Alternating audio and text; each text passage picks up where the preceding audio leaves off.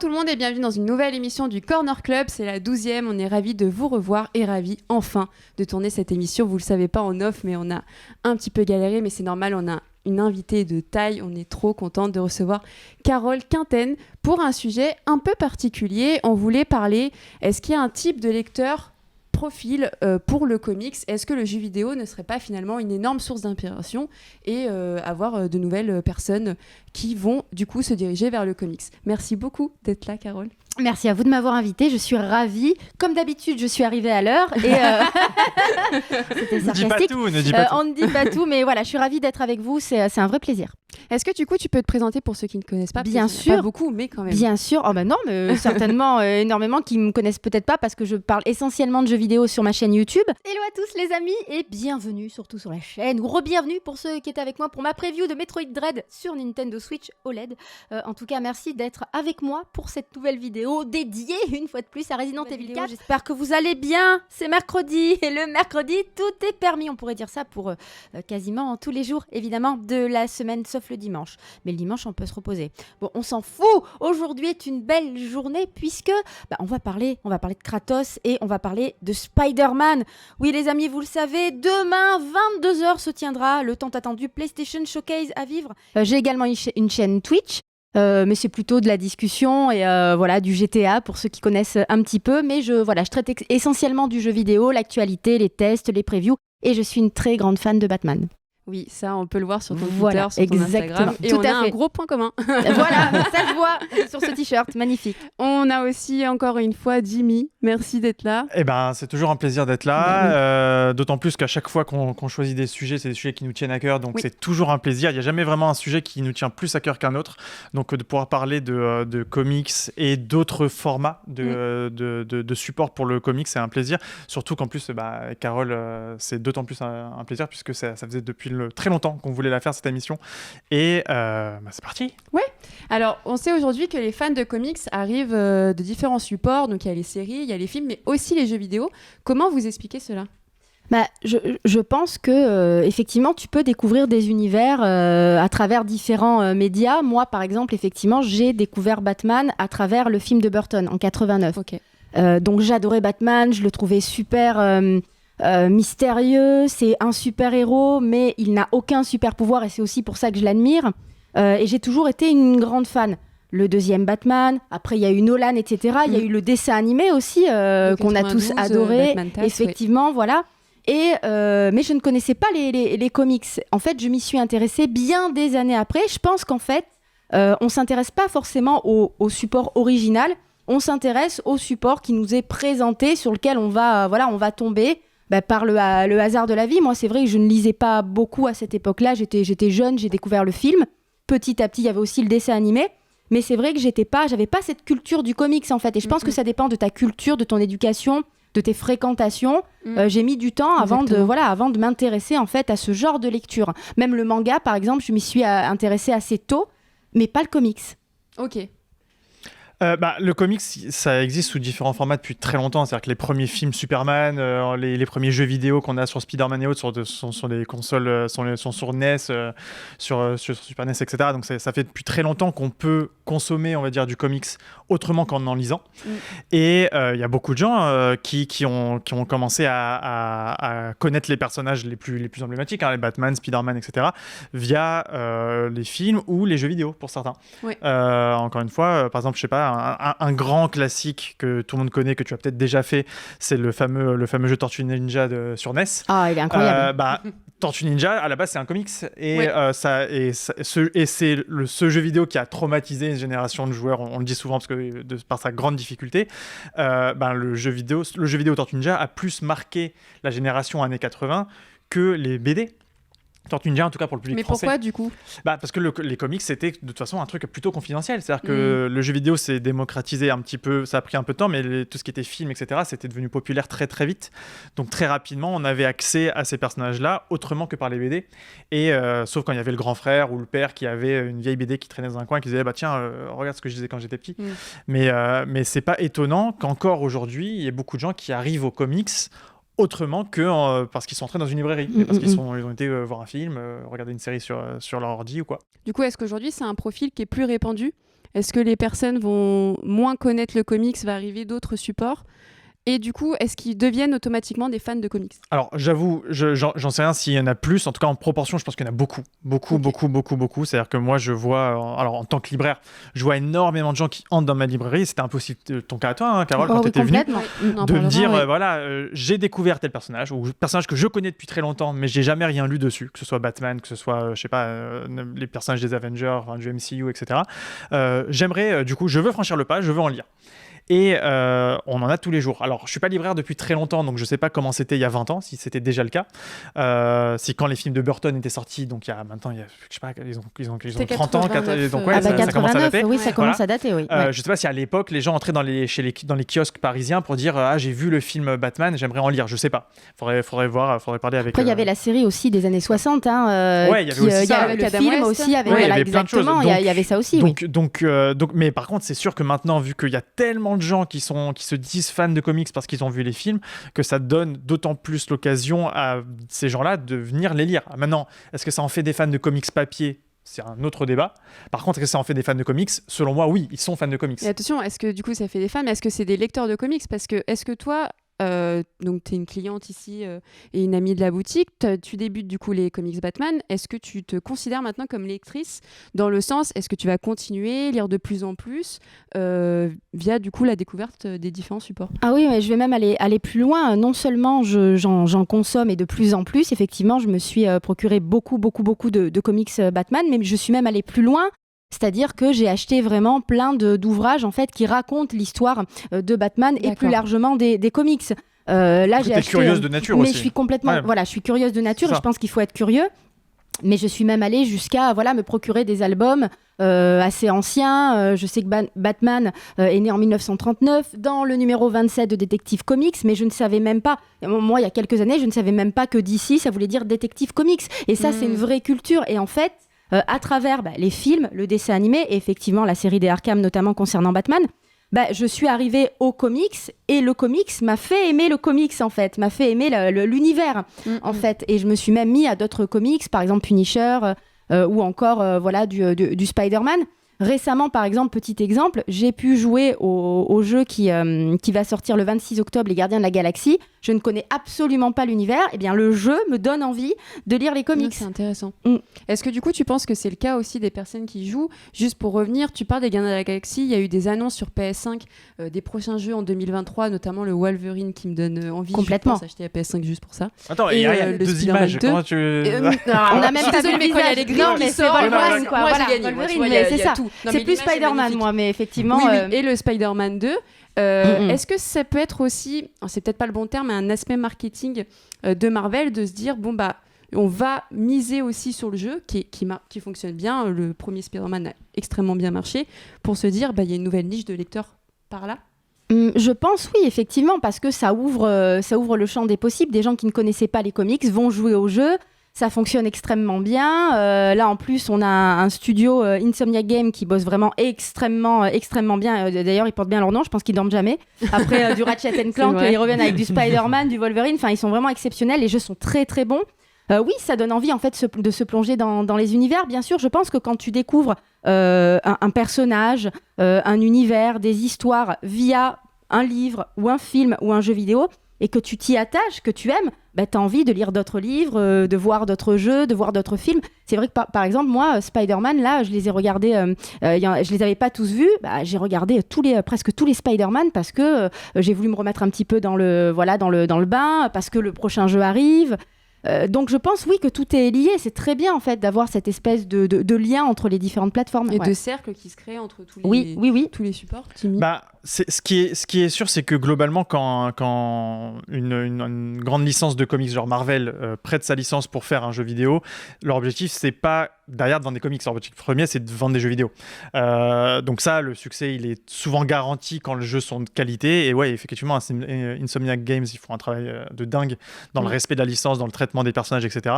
Ils doivent être quand même bien surveillés par Marvel, mais on connaît des exemples de jeux vidéo super bien cadrés qui sont finalement pas terribles. Mais à l'inverse, on a aussi des cas où évidemment que c'est le jeu vidéo va pousser des ventes. C'est-à-dire que c'est l'exemple que je propose toujours quand on parle jeux vidéo et comics, c'est Injustice. C'est Injustice donc de chez DC Comics. Donc des jeux vidéo faits par nos amis de chez je sais plus qui, mais c'est les gars qui avaient fait je crois Mortal Kombat qui l'ont fait. Faudrait, voilà, là, j'ai une petite faut nous dire en commentaire, j'ai un petit doute, mais je crois que c'est un peu la même équipe qui avait fait le jeu. Je l'ai plus en tête. Mais bon, les jeux vidéo Injustice, donc des jeux de combat qui ont vraiment très très très bien marché, qui mettent en scène tous les personnages de l'univers DC, qui ont donné lieu à une adaptation en comics qui s'appelle tout simplement Injustice, qui raconte le scénario du jeu vidéo. Parce que normalement c'est l'inverse. Et les comics ont extrêmement bien marché. Et donc là, on a l'exemple d'une bonne série de comics adaptée d'une bonne série de jeux vidéo, parce qu'il y en a eu 2, qui sont eux-mêmes inspirés de personnages de comics. Donc ça fait une sorte de cercle vertueux plutôt rare pour être notifié. Non plus, c'est pas tous les jours qu'il y a ça. Et du coup, ça donne envie à des gamers de devenir lecteurs de comics. Et ils commencent avec Injustice, ça leur donnera peut-être envie d'en lire d'autres après. Et après de se dire, ah bah oui, mais alors dans ce cas, si je peux lire des comics, peut-être que je peux aller voir les films, etc. Et en fait, ça, tout s'enchaîne dans le meilleur cas, les meilleurs cas de figure, tout s'enchaîne correctement. Et il y a un autre exemple aussi, le cas de The Witcher, où il y a complètement un label chez Urban Comics. Alors je crois que c'est le Urban Games, où il y a la suite de The Witcher 3 en comics. Donc il y a vraiment une sorte de création qui se fait où le jeu vidéo devient central dans l'univers comics. Du coup, la prochaine question, c'est est-ce qu'il doit y avoir une sorte de fidélité quand même aux comics originels? Est-ce que toi, du coup, en lisant les comics, tu t'es dit en fait sur ce jeu-là c'est différent, ça me gêne ou pas? Qu'est-ce que en lisant Batman, le premier comics que j'ai lu de Batman, c'était Silence, très très bien conseillé par Jimmy. J'ai beaucoup aimé Silence et j'ai totalement retrouvé l'univers des Arkham. Moi, j'ai adoré tous les Arkham qui sont d'excellents jeux et je me suis absolument pas sentie dans un autre univers. J'ai constaté que le respect de l'ADN, de l'essence de l'univers de Batman était totalement respecté.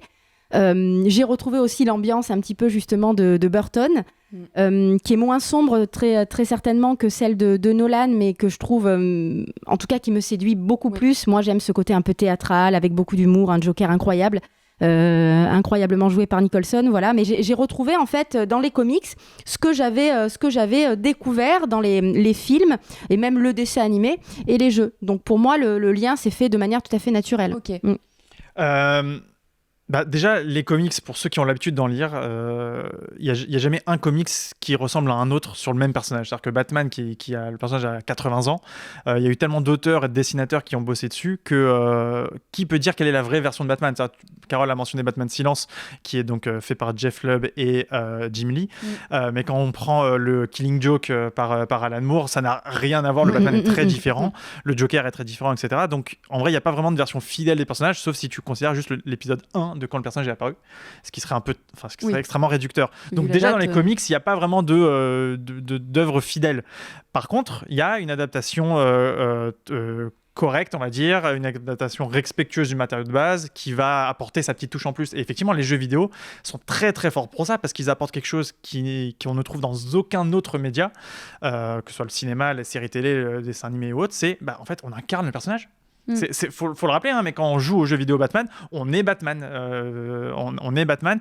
Et quand on regarde un film, même un film en 4DX, où on va être plongé dans le film, on n'a aucun poids sur ce qui se passe dans le film. On est spectateur. Est-ce que du coup, c'est plus facile d'adapter les comics en jeu vidéo qu'en film? Alors, pour le coup, c'est ce que je t'avais dit en off, c'est que cette question, c'est une excellente question parce qu'elle est très dure. Non, elle est extrêmement dure à répondre. J'ai marqué à dire quand même. Elle est extrêmement dure à répondre. Est-ce que le jeu vidéo est un des formats qui se prête le mieux à l'adaptation? Je pense que le jeu vidéo offre énormément d'espace pour s'exprimer. Moi, je connais pas, toi tu en connais sûrement, Carole, moi je ne connais pas beaucoup de game designers, j'en connais quelques-uns de game designers dans le jeu vidéo, et alors, outre toutes les contraintes techniques, financières et temporelles, ils ont quand même beaucoup de place pour s'exprimer avec ça, donc ne serait-ce que sur l'apparence du personnage, mais aussi la voix qu'il va avoir, les mouvements, etc., l'univers, le décor, les personnes, les interactions. Donc c'est un média qui offre énormément, et on voit que quand les gens se lâchent, la série Arkham est un très très bon exemple, on a des choses incroyables, quoi. On a des choses incroyables qui se passent, on a des mix d'ambiance d'univers, des choses qui vont pas être canon pour le personnage, donc des choses ils vont aller dans des... Ça fait un peu univers parallèle, mais des fois on se dit waouh, ah oui, j'aurais aimé avoir ça dans une BD, quoi. Ouais, complètement. Il y a de la liberté en fait, parce que dans un jeu, tu peux avoir 10, 15, 20, 30, 50 heures, 100 heures de jeu, donc tu peux faire 1 milliard de choses. Effectivement, ce sont des adaptations, donc tu peux prendre quelques libertés, ce sont effectivement des univers parallèles.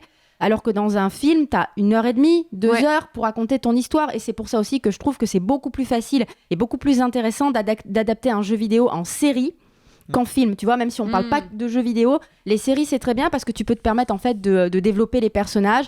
T'as le temps à travers les épisodes. Et je trouve que par exemple, sur la série The Witcher, ça fonctionne très très bien. T'as des films adaptés de jeux vidéo où ça fonctionne un peu moins bien. Par exemple, Resident Evil, pour ne citer que lui. Ouais, ou alors si t'as budget limité, tu fais comme le MCU et tu fais des films sur 20-30 ans. Mais en fait, c'est ça, il faut beaucoup de temps. Non, mais c'est ça, en fait. Et si tu n'as pas beaucoup de temps pour adapter un comics, le jeu vidéo, en fait, ça laisse la place, effectivement. Et maintenant qu'on se le dit, oui, en vrai, le jeu vidéo, c'est très bien. Et du coup, pour vous, quelle est la meilleure adaptation de comics en jeu, avec aussi vos goûts personnels, Carole? Pour moi, les Arkham, toute la série des Arkham, c'est vraiment, encore une fois, j'ai retrouvé vraiment... Ça a marqué les fans et les non-fans, c'est assez fou. Mais complètement, ce sont vraiment de très bons jeux, avec une grosse préférence pour... Alors, j'ai adoré Asylum, mon préféré, c'est Arkham City, parce que je trouve que là, vraiment, on retrouve une Gotham incroyablement vivante, avec une ambiance complètement dingue. J'ai moins aimé Arkham Knight, mais qui a énormément de qualité aussi, mais j'ai moins aimé, mais ça c'est plutôt relatif à l'utilisation de la Batmobile, etc. Mais vraiment Arkham City, pour moi, c'est l'une des meilleures adaptations. Et c'est marrant parce qu'effectivement, quand j'ai lu les comics, j'ai totalement retrouvé l'esprit d'Arkham, des Arkham. Alors moi, j'ai grandi avec les comics papier, mais aussi avec les jeux vidéo. C'est-à-dire j'ai dû me taper tous les jeux vidéo. Toi, en fait. J'ai dû me taper tous les jeux vidéo, Spider-Man, je m'en suis tapé plein, les Batman et tout. Et en fait, du coup, je vais parler avec le choix du cœur. Ce sera aussi un Batman. C'était le jeu Batman inspiré de la série de 93, qui était sur Super Nintendo. Donc il y avait un jeu Batman avec les graphismes incroyables qui n'ont pas vieilli. Donc c'est un jeu de plateforme où chaque niveau on affronte un boss. Donc il y a le niveau avec le Joker, avec Poison Ivy, etc., etc. Et c'est un jeu vidéo magnifique où justement, à l'époque, j'avais jamais lu de Batman. J'avais découvert Batman par la série animée. Et quand on m'a dit, t'aimes les jeux vidéo, tiens, joue aux jeux vidéo Batman. Waouh, incroyable, je peux être Batman. Voilà. Et ça m'a marqué, ça a clairement marqué je pense que là, j'ai été condamné. Tu vois, ok, jeux vidéo et comics, ok, voilà. Et donc, ce sera ça. Donc, du coup, ce sera aussi un Batman, mais old school. Ok. Et du coup, par curiosité, quelle est votre prochaine attente là, sur les sorties qu'il va y avoir? Alors Gotham Knights dont on n'a pas parlé effectivement, et qui ne devrait pas proposer en tout cas de Batman dans l'histoire. On incarne d'autres personnages de la Bat Family, mais les Robin, voilà exactement, mais je n'y crois pas une seule seconde. Je pense que Batman fera une apparition, mais il a besoin de se reposer aussi. Oui, mais c'est bien. Mais alors à voir, c'est ça qui va être intéressant de voir si vraiment ils vont décider de s'émanciper de Batman et de ne pas le proposer. Mais moi je le vois très bien faire une apparition à la fin par exemple pour venir sauver tout le monde. Ce sera pas possible au gameplay. Il peut être juste présent. Ouais, mais je pense pas. S'il est là, c'est qu'il sera jouable. Moi, pour moi, je pense qu'à un moment donné, même à la fin du jeu, même si ça doit être 1 heure ou 2, on incarnera Batman pour porter secours aux autres membres de la Bat Family. Mais en ce moment, je sais pas, ils aiment bien faire ça. Warner, ils vont faire un Harry Potter sans Harry Potter aussi. Donc c'est marrant de voir, mais. Oui, je l'attends avec impatience parce que ce que j'ai vu, en tout cas, visuellement, en termes de gameplay, c'est l'univers de Batman. Donc forcément, j'ai envie d'y jouer. Donc je l'attends avec impatience. Il y a aussi un Suicide Squad qui arrive. Tout à fait, aussi. Mais je suis beaucoup moins séduite par l'univers Suicide Squad. Je sais pas, c'est moins sombre, c'est un peu plus... je trouve que c'est un peu plus barré. Non pas que j'ai un problème avec les univers barrés, mais c'est moins mon délire, quoi. Okay. Je préfère le côté Batman un peu plus sombre, un peu plus torturé. Ouais. Écoute, comme tout le monde, j'ai vu le trailer de Wolverine. M'en parle pas. Voilà. Non, mais c'est un personnage que j'aime énormément en comics, que j'aime aussi beaucoup dans sa version live, au cinéma. Donc, pourquoi pas un jeu vidéo Wolverine, moi j'adorerais. C'est un personnage qui n'a pas eu 50 000 jeux vidéo à son nom. Il y en avait eu un qui était tiré du film Wolverine, comment il s'appelait, Wolverine Chronicle, je sais plus là, le film avec Hugh Jackman en solo, voilà. Et donc le jeu vidéo était ok, mais c'était pas non plus la folie. Et là, voilà, un des personnages les plus emblématiques de chez Marvel, peut-être un des personnages les plus sombres, l'équivalent un peu Batman sombre au passé torturé de chez Marvel, qui a son propre jeu. Ils ont l'air de mettre le temps et l'argent pour sortir quelque chose d'incroyable. Ouais. Mais pour l'instant, on a tellement peu d'infos que... mais allez, suis un enfant, j'ai envie d'y croire. Donc, Insomniac, qui sont très bons, donc Mais à mon oui, avis, oui, ça oui. va être très très Voilà. bon. Mais moi, c'est vrai que je suis moins Marvel que DC, à Ouais. part Spider-Man. Voilà, pour moi, c'est voilà, du côté de Marvel, c'est Spider-Man, mais c'est vrai que c'est pas la même ambiance, je dirais, que Spider-Man. Enfin, je dirais que Marvel, c'est beaucoup plus lumineux, c'est plus teenager aussi, je sais pas, c'est beaucoup plus sombre l'univers d'ici. Oui, complètement. C'est comme ça qu'on les différencie de toute manière. Comme d'habitude, on finit l'émission en parlant de comics et du coup, je vous ai demandé des comics tirés de jeux vidéo. On continue sur Batman, hein, parce que vous l'avez compris, il y a une petite tendance sur cette vidéo quand même. Petite obsession pour Batman. Oui, Bah oui, non, mais c'est le limite. premier comics que Jimmy m'a conseillé parce que je suis rentrée dans la boutique, j'ai dit écoute, je veux découvrir Batman en comics. Il m'a dit pour démarrer, silence, c'est vraiment la meilleure option pour la bonne et simple raison que ça te. En fait, tu vas y croiser tous les la galerie de principaux ennemis de Batman. On t'explique bien les tenants et aboutissants. On a vraiment un Batman qui est, je trouve, intéressant parce qu'il a aussi cette relation avec Catwoman qui est bien explorée dans... Sulfureuse à la Exactement, dans ce comics. Le coup de crayon est juste incroyable, voilà, donc on est sur T'as commencé avec un des sublime, meilleurs, un sublime, c'est ce que m'a dit Jimmy, un sublime comics. J'ai continué derrière avec La Cour des hiboux, mais vraiment silence c'est pas incroyable. mauvais, hein, comme libraire. Hein. Eh ben, il paraît. Ouais, Ouais, j'aurais fait un peu super pareil. conseil. Et du coup, toi, tu as choisi Fable. Alors, quand il l'a proposé, j'étais un peu étonnée, donc je suis un peu moins gameuse. Ouais, Mais bah alors en d'où fait, ça sort, Fable alors, Fable, c'est un comics, c'est un comics sorti il y a longtemps, qui va avoir une suite d'ailleurs et qui va avoir un crossover avec Batman dans pas si longtemps que ça. Il y a déjà eu, il y a eu une annonce. Très bien. Et donc pour l'anecdote, Fable, c'est mon comics préféré, tout catégorie confondue, donc je ne serai pas subjectif en parlant de Fable. Un jour, on fera une émission dédiée Corner Club spécial Fable. Non, mais c'est vrai que pour moi, c'est le meilleur comics qui soit en termes d'écriture. Enfin, c'est vraiment une perfection de bout en bout. En plus, pour une longue série, hein, c'est 10 tomes de cette épaisseur-là. Hein. Je ne sais pas si vous vous rendez compte de là où vous vous trouvez, mais c'est une très longue série et qui a eu le droit à une adaptation en jeu vidéo. Donc une série de jeux vidéo qui s'appelle The Wolf Among Us, que les gens connaissent parce que c'est fait par le studio qui s'appelle Telltale Games, qui ont fait aussi des jeux Walking Dead, qui sont des jeux un peu en mode, il y a pas mal de quick time event, donc des situations un peu de stress où il faut choisir vite une décision pour que le scénario avance, où il y a beaucoup d'embranchements dans les dialogues, etc., qui permet d'avoir différentes trames scénaristiques. Donc c'est des bons jeux vidéo. Les Wolf Among Us, je crois qu'il y en a deux. Il y a 2 jeux. Et dans ce jeu vidéo, qui a l'intelligence de ne pas suivre absolument à la lettre la trame de la BD, on va suivre un des personnages principaux, qui est donc The Wolf, donc le loup, le grand méchant loup, qui est donc un détective, enfin qui est donc une sorte de détective. C'est pour ça le crossover avec Batman, qui va enquêter sur un meurtre. Et donc Fable, série excellente en comics que je ne peux que vous recommander. C'est aussi chez Urban Comics. À la base, c'est de Vertigo, mais donc en France c'est chez Urban. Et si vous avez aimé les jeux vidéo Wolf Among Us, sachez que ça vient de la série Fable, qui est pour moi plus qu'un incontournable de lecture comics. Ok, écoutez, vous savez quoi faire, il faut jouer, il faut lire. Merci beaucoup à vous deux pour avoir parlé de jeux vidéo comics, c'était très intéressant. Vous le savez, maintenant on a un site internet, donc les comics qu'on parle ici, vous pouvez le retrouver aussi sur comicscorner.fr. On se retrouve pour de prochaines vidéos. Merci beaucoup, au revoir. Ciao. Ciao.